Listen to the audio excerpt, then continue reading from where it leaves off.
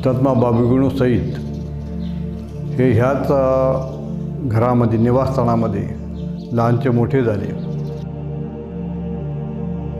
महात्मा गांधींच्या सविनय कायदेभंग चळवळीत हिरिरीने भाग घेत धारातीर्थी पडलेल्या महात्मा बाबू गेनू यांचे हे स्मारक पुणे जिल्ह्यातल्या आंबेगाव तालुक्यातील महाळुंगे पडवळ गावात आज दिमाखात उभा आहे।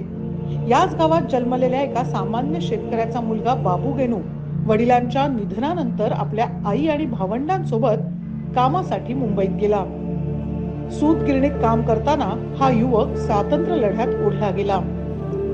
मुंबईला गेल्यानंतर त्या लोअर पडल्या त्या ठिकाणी राहायला लागल्या आणि त्या बीटी मिलमध्येच कुशाभाऊ नोकरीला लागले। हुतात्मा बाबू गेनू सुद्धा त्या ठिकाणी बदली कामगार म्हणून काम करायचे आणि तिथूनच पुढं हुतात्मा बाबू गेनूंना स्वातंत्र्य चळवळीमध्ये सहभाग घेतला। मुंबईत वेगवेगळ्या स्वातंत्र्य आंदोलनामध्ये बाबू गेनू यांनी सक्रिय सहभाग घेतला। 1930 मध्ये वडाळा इथे झालेल्या सत्याग्रहात त्यांना सक्त मजुरीची शिक्षा झाली। ही शिक्षा भोगून आल्यानंतर ते महात्मा गांधींच्या सविनय कायदेभंग चळवळीतही सहभागी झाले आणि परदेशी मालाचा बहिष्कार करत स्वदेशीचा नारा बुलंद केला।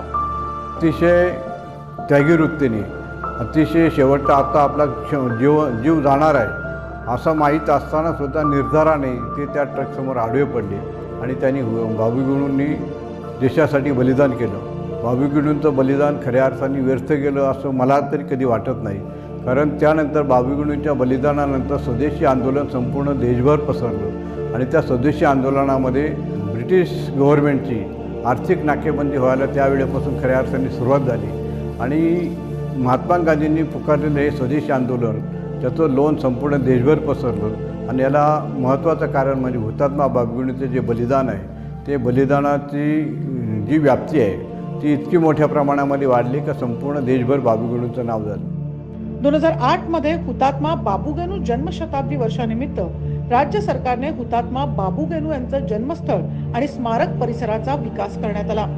तालुक्यातल्या भीमाशंकर सहकारी साखर कारखान्याच्या वतीनं या स्मारकाच्या देखभाल दुरुस्तीसाठी दरवर्षी निधी देण्यात येतो।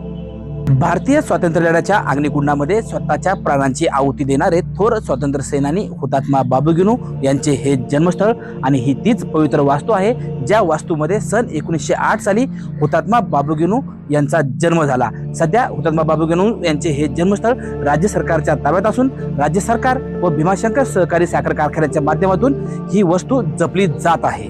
राज्यातील इतर भागातील हुतात्मा स्मारक आणि जन्मस्थळांची अवस्था फारशी बरी नाही, पण महाळुंगे पडवळ इथं हुतात्मा बाबू गेनू जन्मस्थळ आणि हुतात्मा स्मारक सुस्थितीत आहे। स्थानिकांनी आपली जबाबदारी समजून या स्मारकाचं जतन केलंय।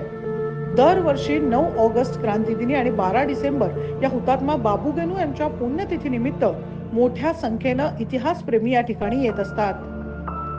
महात्मा गांधी यांनी पुकारलेल्या स्वदेशी चळवळीमध्ये सहभागी होताना परदेशी मालावरती बहिष्कार घालण्यासाठी परदेशी मालाच्या ट्रक खाली आडवे होत आपल्या स्वतःच्या प्राणांची आहुती देणारे थोर स्वातंत्र्य सेनानी हुतात्मा बाबू गेनू यांच्या जन्मगावात असणारे हे स्मारक हुतात्मा बाबू गेनू यांच्या स्मृतीत जागृत ठेवण्यासाठी मदत करत आहे। श्रेष्ठ महाराष्ट्रासाठी सचिन तोडकर, मंचर, पुणे।